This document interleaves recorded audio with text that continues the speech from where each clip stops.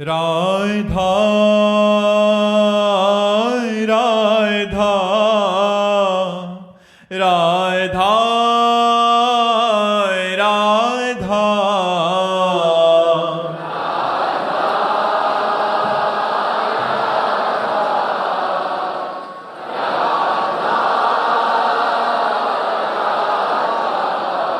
हाय राधा राधा राधा राधा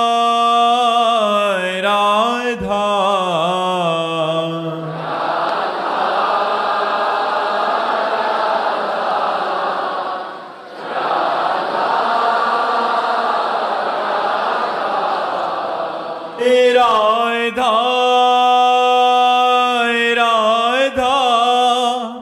राधा राधा राधा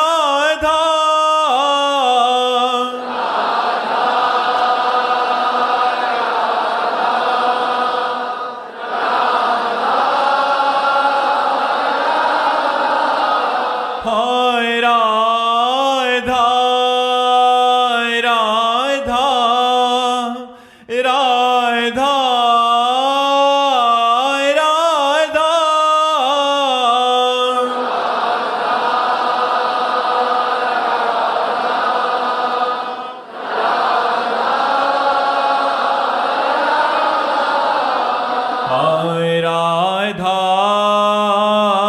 राधा राधा राधा हाय राधा राधा राधा राधा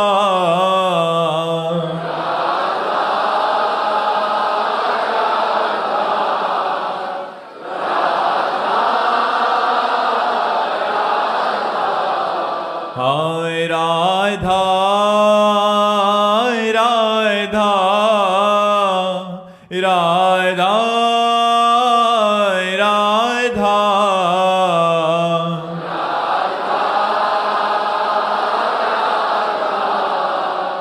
राधा राधा श्री राधा वल्लभ लाल की, समस्त संत हरि भक्तन की, श्री वृंदावन धाम की, सद्गुरुदेव भगवान की। दीपक कुमार जी। महाराज जी, राधा केली कुंज में ऐसी कौन सी चुंबक लगी है कि जो सबको अपनी ओर खींच रही है, जो एक बार यहाँ आ जाता है यहीं का हो जाता है, ऐसा इनका भाव है? राधा राधा राधा, बच्चा बस इतना ही है। ये दो अक्षर हैं जो परमात्मा तक को घसीट लेते हैं। तुम तो जीव हो। राधा राधा जहां उच्चारण हो, यद जापा सकदेव गोकुल पते राकर्ष तत्क्षणा।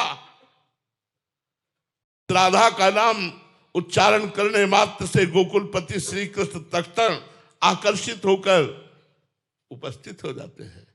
यद जापा सकदेव गोकुलपते राकर्ष तत्क्षणा। जत्र प्रेमताम समस्त पुरुषार्थे सुस्फुरे तुच्छता। धर्म अर्थ काम मोक्ष ये तुच्छ प्रतीत होने लगते हैं। ऐसा राधा नाम से प्रेम प्रकट होता है। तो यहाँ राधा नाम की गूंज है, यहाँ राधा नाम का प्रभाव है। 24 घंटे राधा नाम राधा के कुंज में कीर्तन होता है। शेष समय वाणी चर्चा, वाणी गायन, आठों पैर अष्टयाम श्री जी की सेवा, महापुरुषों के चरित्र, महापुरुषों का समागम, ये सब परमाणु घसीटते हैं और कोई जादू नहीं है। राधा नाम का खेल है, ये राधा नाम का चमत्कार है। महाराज जी, धाम आना, संत समागम होना भजन का प्रयास है या ये मेरा प्रारब्ध था या श्री जी की कृपा है? महाराज जी, श्री जी की कृपा है, इसमें प्रारब्ध काम नहीं करता।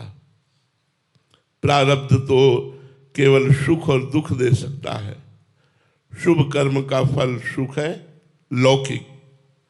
अशुभ कर्म का फल दुख है, लौकिक।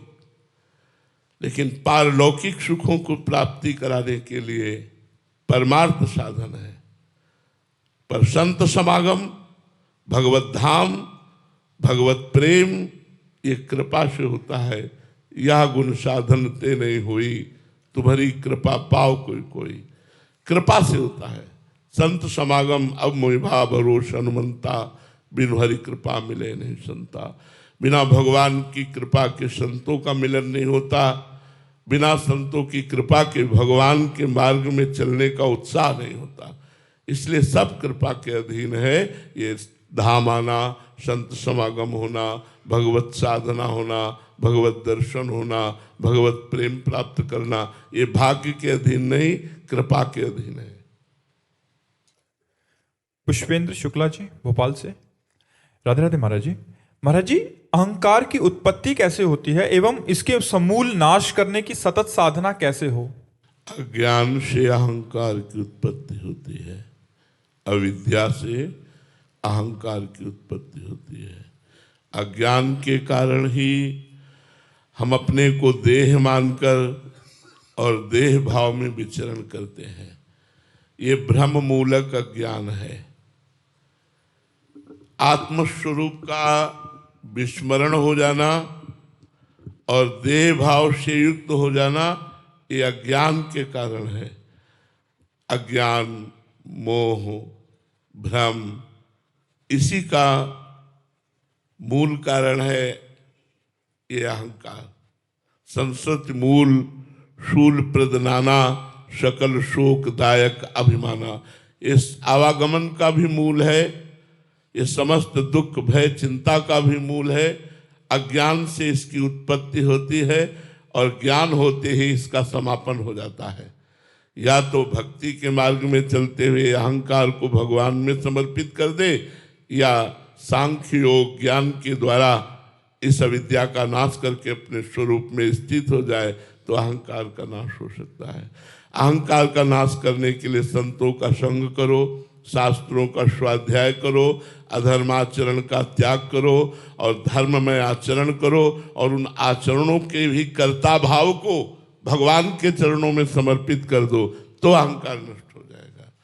अहंकार यही जन्म मरण का हेतु है। ये विविध कर्मों को कराने वाला, शुभ अशुभ कर्मों को कराने वाला और नाना प्रकार के भोगों का भोगने वाला, यही कर्ता और भोक्ता है। अहंकार विमूढ़ात्मा कर्ता हमिति मन्यते, ये मूढ़ता अज्ञान से उत्पन्न हुआ अहंकार ही अपने को कर्ता और भोक्ता मानता है। बात समझ में आ रही है जी? सूरज कुमार जी पटना से। राधे राधे महाराज जी। महाराज जी, श्री जी के शरणागति होने का सबसे सरल उपाय क्या है महाराज जी? संत संग। बिना संत संग के, रसिक संग के शरणागति हो ही नहीं सकती। अगर प्रेमी जनों का संग न हो तो भगवत मार्ग की चाह ही उत्पन्न नहीं होती। भोगियों के संग से भोग की चाह होती है और योगियों के संग से योग की चाह होती है। तो संत संग अपवर्ग कर कामी भोकर पंथ। यदि हम संसार की कामनाओं से युक्त कामी पुरुषों का संग करेंगे तो हमारे अंदर कामनाओं की ही उत्पत्ति होगी और वो कामनाएं बढ़ेंगी और मुझे आवागमन के चक्र में डालेंगी। और यदि हम संतों का संग करेंगे तो उस संग के प्रभाव से हमारा मन प्रभु की प्रियाजू के चरण शरण की तरफ भागेगा और मन के दोष नष्ट होकर हमारा आवागमन बंद हो जाएगा। हम परम धाम में निरंतर प्रभु के समीप वास करेंगे। मेजर संजीत पांडे जी। राधे राधे महाराज जी। महाराज जी, भगवत भक्ति में मन पूरी तरह समर्पित नहीं हो पा रहा, क्या करें कि मेरा मन काबू में रहे और राष्ट्र सेवा के साथ साथ भक्ति में भी मन एकाग्रचित हो? नाम जप, नाम जप निरंतर अभ्यास करो। उठते बैठते चलते फिरते बहुत जल्दी भक्ति की पूर्णता हो जाएगी। बहुत जल्दी भगवान की रूप माधुरी में मन लगने लगेगा। भगवान की कथा प्राण प्यारी हो जाएगी। भगवान के भक्त प्राण प्यारे हो जाएंगे। भक्तों के चरित्र प्राण प्यारे लगने लगेंगे। यही तो भक्ति का स्वरूप है। तदर्पिता अखिलाचारिता तद्स्मरणेन परम व्याकुलतेति। समस्त आचरण भगवान के अनुकूल हो और निरंतर नाम जप हो, सब ठीक हो जाएगा। आचरणों को सुधारिए और नाम जप कीजिए। नाम जप से समस्त भक्ति के अंग पूर्ण हो जाएंगे। समस्त भक्ति के अंगों में प्रीति हो जाएगी। नाम जप पूर्ण है। नाम जप करने से बहुत आनंद की प्राप्ति होगी। पहले पाप नष्ट होते, इसलिए हृदय जलता है, मन नहीं लगता। लेकिन यदि नाम जप करते करते पाप नष्ट हो जाए, फिर हृदय नाच उठता है, पायो जी पायो मैंने राम रतन धन पायो, वस्तु अमोलक दी मेरे सदगुरु, निज दिन बढ़त सवायो, पायो जी पायो मैंने राम रतन धन पायो। भगवान का नाम रूपी रतन जब मिल गया तो मुझ गरीब को परमानंद की प्राप्ति हो गई, अचाह स्थिति हो गई। इसलिए नाम जप करो। हेमंत जी चंडीगढ़ से। राधे राधे महाराज जी। महाराज जी, संत महापुरुषों के जीवन में भी असाध्य रोग कष्ट आते हैं, तो क्या इन महापुरुष जनों का जन्म भी कर्म बंधन वश होता है? देखो, आचार्यों का और भगवान का अवतार प्रकृति को अधीन करके होता है। शेष सबका जन्म प्रकृति के अधीन होता है। केवल आचार्य और भगवान प्रकृति को अधीन करके अवतरित होते हैं, कोई कर्म बंधन उनका नहीं। लेकिन और भी बड़े बड़े महापुरुष जो हैं, ये सब प्रकृति के अधीन प्रकट होते हैं और परमात्मा की आराधना के द्वारा ये प्रकृति से ऊंचे उठ जाते हैं, गुणातीत हो जाते हैं, देहातीत हो जाते हैं, कालातीत हो जाते हैं। पर इनका कर्म बंधन रहता है, उसी के अनुसार उनके शरीर को भारी से भारी कष्ट देखा गया। किसी के गले में कैंसर, जैसे रामकृष्ण परमहंस जी के गले में कैंसर था, बड़े बड़े संतों के शरीरों में देखा गया।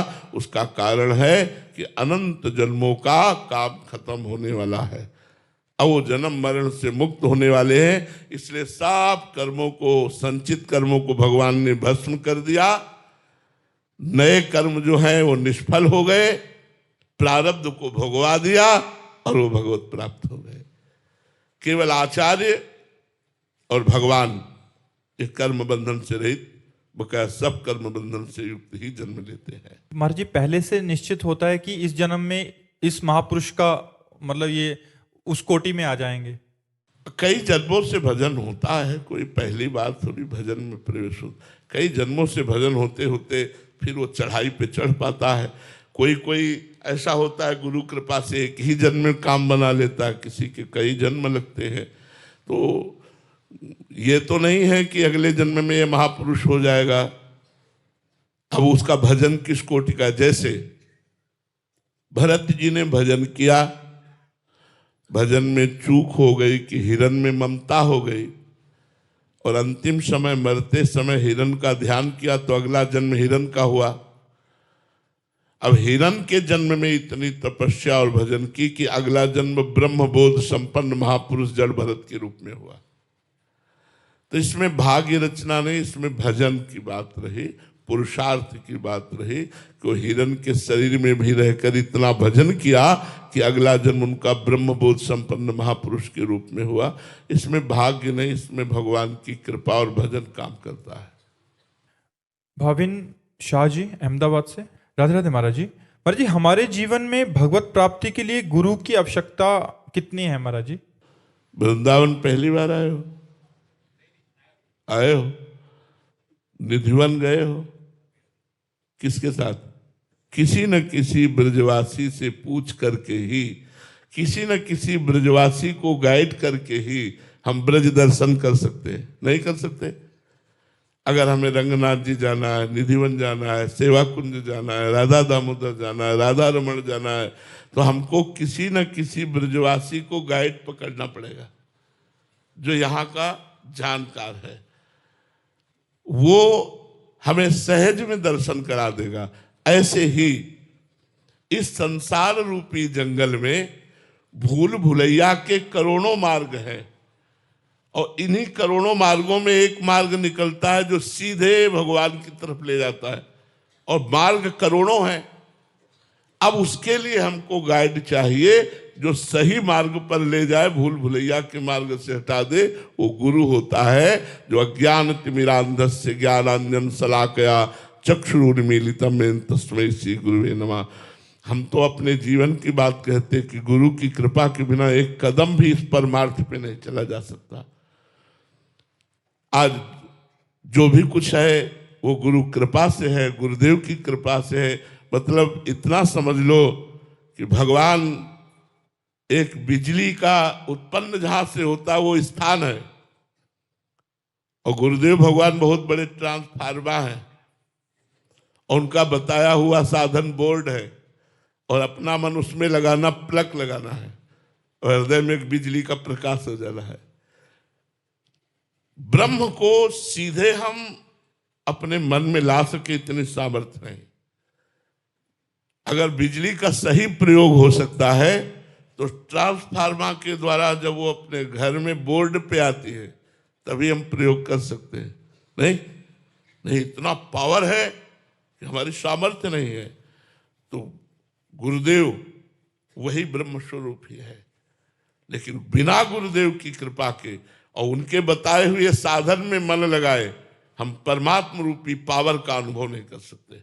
है हमारे अंदर ही है, सबके अंदर है। चाहे शिव विरंच सम होई, गुरु बिनु भव निधि तरिय न कोई। बिना गुरुदेव की कृपा के संसार समुद्र से पार होना असंभव। ये हमारी श्रद्धा, हमारा विश्वास, हमारे शास्त्र आज्ञा ऐसा करते हैं कि अगर आपको परमार्थ में चलना है तो गुरुदेव की आकांक्षा करो और भगवान को गुरुदेव के रूप में वरण करो। वही भगवान किसी न किसी रूप में आपको पकड़ लेंगे और आपका बेड़ा पार कर देंगे। गुरु कृपा के बिना भव समुद्र से पार होना अत्यंत कठिन है। मोक्ष मूलम गुरु कृपा, मोक्ष मूलम गुरु कृपा, ध्यान मूलम गुरु मूर्ति, पूजा मूलम गुरु पदम, मंत्र मूलम गुरु वाक्यम, मोक्ष मूलम गुरु कृपा। तो हमारा हृदय तो सदैव गुरुदेव के चरणों रज के आश्रित है, और हम ये चाहते हैं कि बिना गुरुदेव की चरण कृपा के हमारा मन एक क्षण भी कहीं और ना जाए। बस गुरुदेव ही गुरुदेव है, गुरुदेव ही इष्ट देव है, इष्ट देव ही गुरुदेव है, गुरुदेव ही हमारे माता पिता सब कुछ है, ऐसा भाव बन जाए। गुरु के सिवा और कुछ नहीं, गुरु ही सब कुछ है। मर जी, जिन्होंने गुरु अभी नहीं बनाया और ऐसा विचार आया कि अभी गुरु बनाना चाहिए, तो उन्हें कैसे पता चले? क्या भगवान से अभी उत्तर दिया, भगवान को गुरु बनाना चाहिए, वही आकर पकड़ लेंगे या आपको बुला लेंगे। वंदे कृष्णम जगत गुरु, हे जगत गुरु, मैं आपको गुरु रूप में वरण करता हूँ। यदि प्रगट में गुरुदेव की आवश्यकता है तो आप प्रगट रूप में आप हमारा हाथ पकड़ लीजिए आकर, या आप हमको बुला लीजिए और बता दीजिए कि आप मेरे गुरुदेव के रूप में हैं, मैं आपकी शरण में हूँ। तो वही भगवान आपको सच्चे संत से मिला देंगे।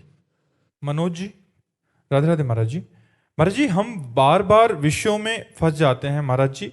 महाराज जी, ये त्रुटि को सुधारने के लिए क्या किया जाए? हाँ, भगवत आराधना ही है जो वासना को शांत कर सकती है। और दूसरी बात है कि कुसंग का त्याग कीजिए।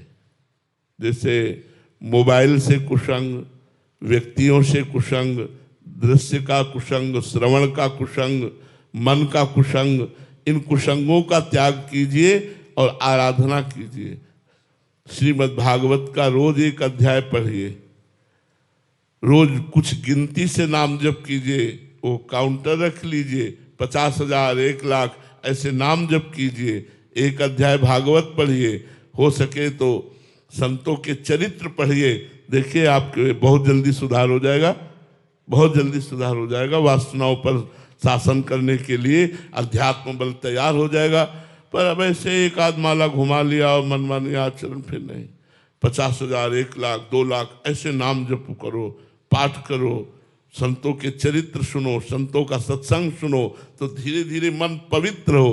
पवित्र मन भगवान में लगता है और अपवित्र मन वासना में लगता है।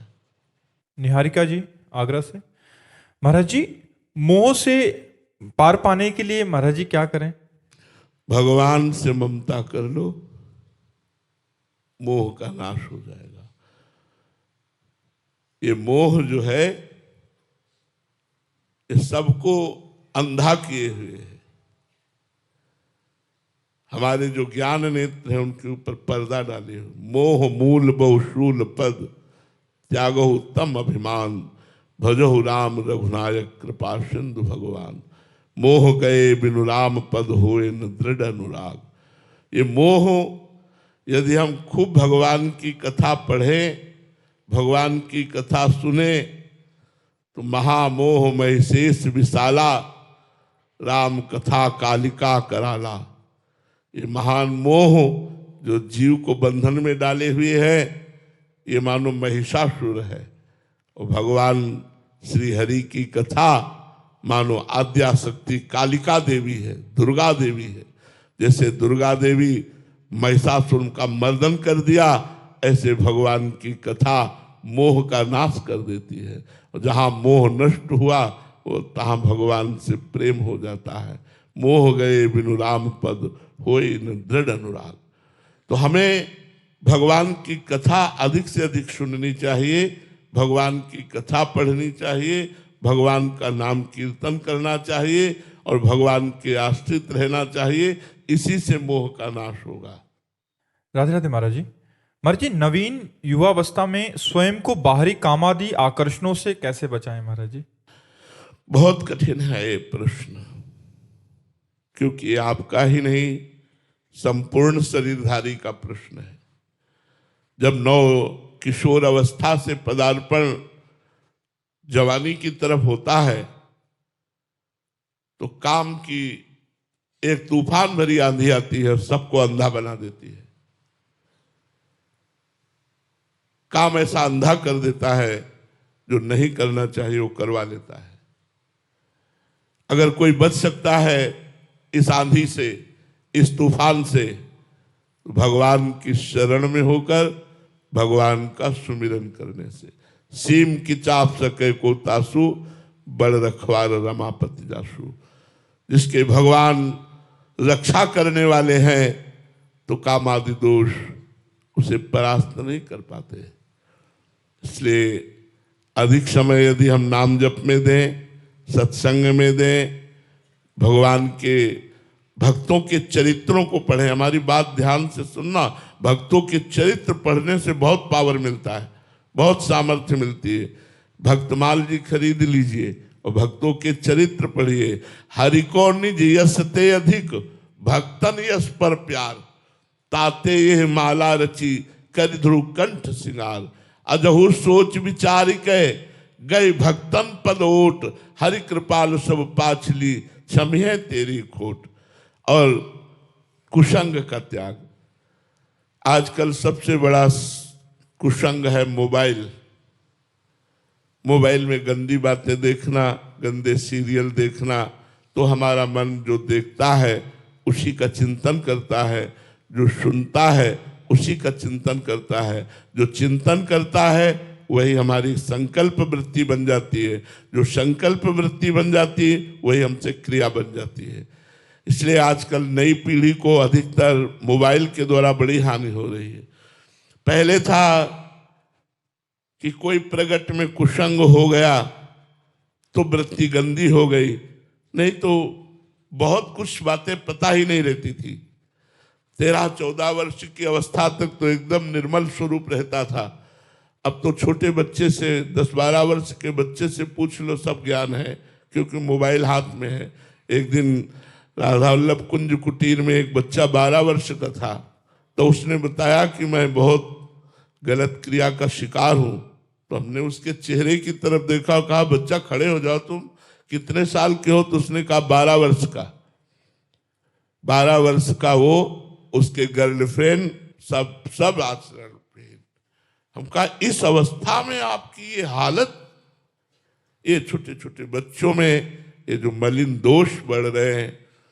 यौवन अवस्था वैसे ही कामुक होती है, पर जो ये मलिनता बढ़ रही उसका कारण कुसंग है।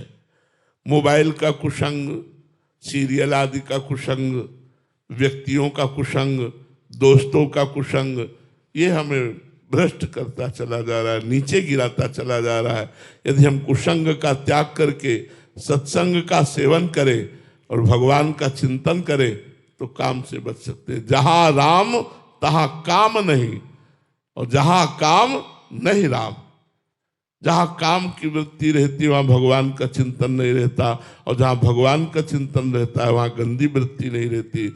अगर गंदी वृत्ति भगवान के चिंतन करने वाले में है तो वो कहीं ना कहीं भगवान के चिंतन से त्रुटि कर रहा है, चूक कर रहा है। अगर निरंतर भजन हो तो गंदी वृत्ति रह ही नहीं सकती। भजन अध्यात्म ही एक उपाय है जिससे समाज को और अपने आप को हम संभाल सकते हैं, सुधार सकते हैं। अरुण कुमार जी, राधे राधे महाराज जी। महाराज जी, हाँ, हम आपका सत्संग सुनते हैं, बट जब कोई हमसे छल कपट करता है तो आपके आदेशानुसार हम उसको जवाब नहीं देते, लेकिन मन ही मन मायूस होते हैं, जिससे नाम जप में रुकावट आती है। ऐसी स्थिति में महाराज जी क्या करें महाराज जी उस समय? छल कपट कोई करे तो उस समय विचार करना चाहिए कि कोई हमारा प्रारब्ध, जैसे हमारी कोई 100 रुपये की बेईमानी करनी, हमारा प्रारब्ध भोग है, पूर्व का 100 रुपया कर्जा था, इसलिए उसने बेईमानी करके ले लिया, निपट गए। हमको किसी ने गाली दे दिया, हमारा प्रारब्ध था, गाली सुनकर जो हृदय में जलन हुई, हमारा पाप नष्ट हो गया, निपट गए। हमको ऐसे विचार करना है। अध्यात्म दूसरे पे दोषारोपण ना करके अपने को देख करके बचा लेता है। ये मेरा प्रारब्ध था, जिस प्रारब्ध ने मुझे कष्ट दिया। अगर मेरा प्रारब्ध ना होता तो जो व्यक्ति छल कपट कर रहा है वो मेरे से अच्छा व्यवहार करता। मेरा ही प्रारब्ध कर्म उसके ऊपर सवार होकर उससे छल कपट, निंदा, अपमान, तिरस्कार आदि करवा रहा है। इसलिए इसमें इसका दोष नहीं, मेरा ही कर्म है, इसलिए मुझे सह लेना चाहिए। अगर हम विवेक का प्रयोग करेंगे तो बच जाएंगे। मायूस होने की जरूरत नहीं है, लड़ने की जरूरत नहीं है, विचार की जरूरत है। पॉजिटिव विचार ही हमको बचा सकते हैं और वो भजन से प्राप्त होते हैं। प्रायः लोग निगेटिव विचार के अधीन होकर क्रोध आदि कर बैठते हैं, तिरस्कार कर बैठते हैं, लेकिन नहीं, सकारात्मक विचार हमारे बढ़े, इसलिए हमें अध्यात्म से जुड़ना चाहिए और खूब नाम जप करना चाहिए। महाराज जी, एक अन्य सिद्धांत में आपने बोला था कि फुसकार ना छोड़ना, मतलब डसना नहीं बट फुसकार भी ना छोड़ना, इसका भाव दोनों का? इसमें एक बात यह है कि शरीर के अनुसार और पद के अनुसार, अब जैसे स्त्री शरीर है, वो कोई बार बार चंचलता कर रहा है, कोई बार बार अभद्र, फिर हमें क्षमा नहीं करना चाहिए। अगर वो ज्यादा उपद्रव कर रहा है तो हमें कानून का सहारा लेकर उसे दंड दिलाना चाहिए, क्योंकि अगर उसको हम क्षमा करते रहे तो वो उपद्रव बढ़ाकर वो कहीं गलत आचरणों पे ना उतर जाए। अब पदाधिकारी है, वो अपने निज जनों को शासन में रखना चाहता है, तो अंदर से क्रोध ना रखते हुए भी यदि वो क्रोध नहीं करेगा तो उसके अनुशासन में उसके नीचे वाले नहीं रहेंगे। इसलिए पदाधिकारी जो राष्ट्र सेवा में है, जैसे शिक्षक है, पिता है, पदाधिकारी है, इनको ना चाहते हुए भी क्रोध का नाटक करना पड़ेगा, विरोध का नाटक करना पड़ेगा। अब वो ऑफिस में आया, टाइम से नहीं आता है, अपना काम नहीं करता है, अब वो बड़ा अधिकारी है, अब उससे हाथ जोड़ के थोड़ी बोलेगा, उससे टाइट होकर बोलेगा तो अगले दिन वो समय से आ जाएगा और अपना कार्य करेगा। तो अधिकारी को, शिक्षक को, माता पिता को, गुरु को ना चाहते हुए भी विरोध भाव, क्रोध भाव प्रकट करना पड़ता है। अब बच्चा गलत आचरण प्यार से नहीं समझ रहा तो डांट लगा दी। अब ये सोचे कि अध्यात्म के विरुद्ध है, तो नहीं, अध्यात्म को समझना होगा। हाँ, अब हम जैसे जा रहे हैं, कोई गाली छोड़ दिया, लेकिन कोई किसी को सता रहा है, हम नहीं छोड़ेंगे, हम बीच में कूद पड़ेंगे, उसकी रक्षा करेंगे। ये सब विचार, इसीलिए कहते हैं हमें पॉजिटिव विचार के लिए भजन चाहिए। भजन करो, रामई भजे ते चतुर नर, जितना भजन करोगे उतनी बुद्धि विशाल विवेकवती होती जाएगी और आपको बचा लेगी और दूसरे को भी बचा लेगी। प्रियम मिश्रा जी, छत्तीसगढ़ से। राधे राधे महाराज जी। महाराज जी, कृपा क्या है? एक साधक अपने जीवन में कृपा की अवहेलना ना करे, इसके लिए उसको क्या सावधानियां रखनी चाहिए? सबसे बड़ी बात है, मन को बार बार जो भोगों में, संसार में नाना प्रकार के व्यक्ति पदार्थों में जा रहा है, इसे हटाकर प्रभु में लगाएं। जितना मन प्रभु में लगेगा उतना ही कृपा का अनुभव होगा, उतना ही हम शास्त्राज्ञा का पालन कर पाएंगे। प्रभु से मन हटा कि का हनुमंत विपत्ति प्रभु सोई, जब तो सुमिरन भजन न होई। जब भगवान का स्मरण नहीं होता, भगवान का भजन नहीं होता, तो मन भोगों में फंसा देता है। भोगों में फंसना ही विपत्ति है। भोगों का अधर्म पूर्वक भोगना ही कृपा की अवहेलना है। इसलिए कृपा का आदर करने के लिए मन को प्रतिपल प्रभु में लगाए रखें, जिससे वो गलत आचरणों की तरफ न जाए। जिससे हमारी बुद्धि शुद्ध बनी रहे। हमें शास्त्रों का स्वाध्याय करना चाहिए, सत्संग सुनना चाहिए, पवित्र भोजन पाना चाहिए और सावधानी पूर्वक प्रतिपल भगवत स्मरण करना चाहिए। इससे हमारे ऊपर कृपा और बढ़ेगी और कृपा का अनादर या अवहेलना हमारे द्वारा नहीं होगा। महाराज जी, कृपा का वास्तविक अर्थ क्या है? निरंतर भगवत स्मृति में तन्मय हो जाना। जाकी कृपा लवलेश ते मतिमंद तुलसीदास हु, पायो परम विश्राम राम समान प्रभु नाहि कहूं। कृपा का स्वरूप है भगवान के चरणों में मन का निरंतर लग जाना। सावई मनः कृष्ण पदारविंदयो। एक एक वृत्ति कृष्ण गृहीत मानुषा। कृष्ण ने हमारे मन को ग्रहण कर लिया, आकर्षित कर लिया। एक एक वृत्ति कृष्णाकार हो गई। यही भगवान की कृपा है। यही कृपा का स्वरूप है कि निरंतर भगवान का मन क्रम वचन छाण चतुराई और भजत कृपा करिहे रघुराई। मन वचन कर्म से सांसारिक कपट चतुरता का त्याग करके भजन किया जाए तो कृपा ही कृपा है। यही कृपा का स्वरूप है। कृपा का स्वरूप धन संपत्ति या पद प्रतिष्ठा या शरीर स्वस्थ रहना या मन चाहे भोग भोगना नहीं है, क्योंकि ये सब नाशवान है। शरीर छूटने के बाद तुम्हारे साथ कुछ नहीं रहेगा। तो कृपा का स्वरूप है भगवत स्मरण, भगवान नाम जप, भगवत लीला कथा कथन और श्रवण, नाम कीर्तन, पवित्र आहार, ये सब कृपा का स्वरूप है।